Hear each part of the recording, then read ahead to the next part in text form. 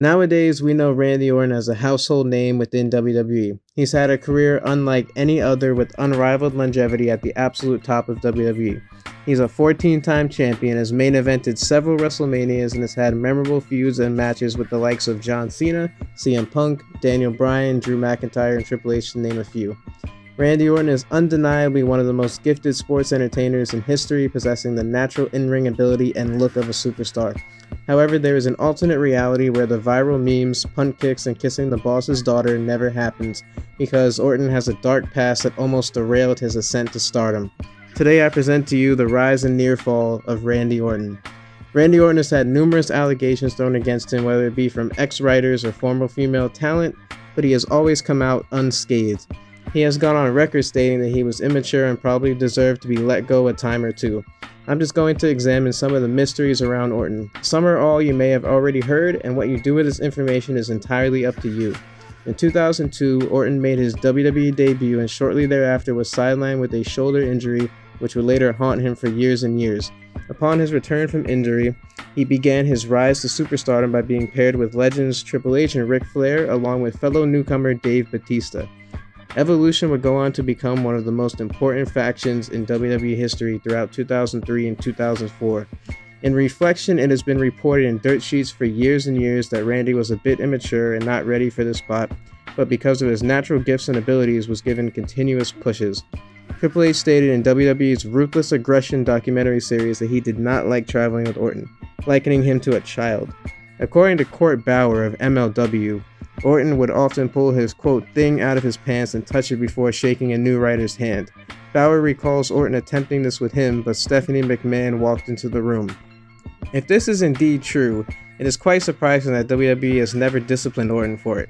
Perhaps these sort of immature pranks were the norm in WWE during the 2000s? Certainly that kind of behavior would not fly nowadays, and Orton would have almost certainly been hit with several sexual harassment allegations.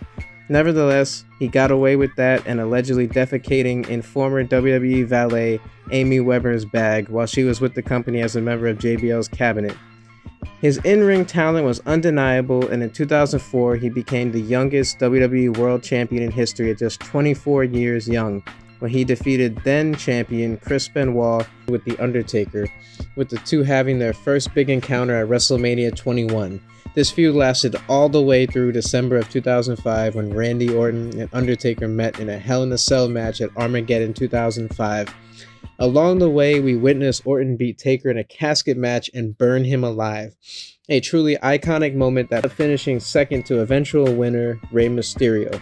Orton and Mysterio then started a feud over Mysterio's position in the main event of WrestleMania, with Orton challenging for Rey's spot at No Way Out 2006. In a promo segment leading up to their match, Randy uttered the infamous words to Rey about the late great Eddie Guerrero. Eddie ain't in heaven, he's in hell. Obviously, people were not pleased with the exploitation of Eddie's death that led to Rey winning the world title at WrestleMania 22. This is where the trouble for Randy truly started. Now, clearly he was given this line and told to say it by Vince McMahon. Regardless, people were outraged and wanted something to be done about the matter. I'm sure WWE considered taking him off of TV for a while or maybe even letting him go, but ultimately they decided to apologize about the incident and let the heat die down. Randy would partake in a main event with Kurt Angle and Rey Mysterio at WrestleMania 22. Then 2 days later, in April 2006, Orton would be suspended for smoking a joint backstage at a SmackDown taping after Bruce Pritchard saw it and reported it to The Office. Orton would comment on this matter, saying that it was a culmination of him being stooged off, quote-unquote, and a number of anger management outbursts. He says he went to anger management in Atlanta for 4 weeks and really learned a lot. Things just seemed to snowball from here, however, when Orton was named among several wrestlers to be purchasing steroids and other illegal drugs from Signature Pharmacy in Albany, New York, resulting in yet another suspension in August of 2006. This one counted as his first violation of the wellness policy, since this one was for steroids. During this time in 2006, Randy was really going through it in his personal life.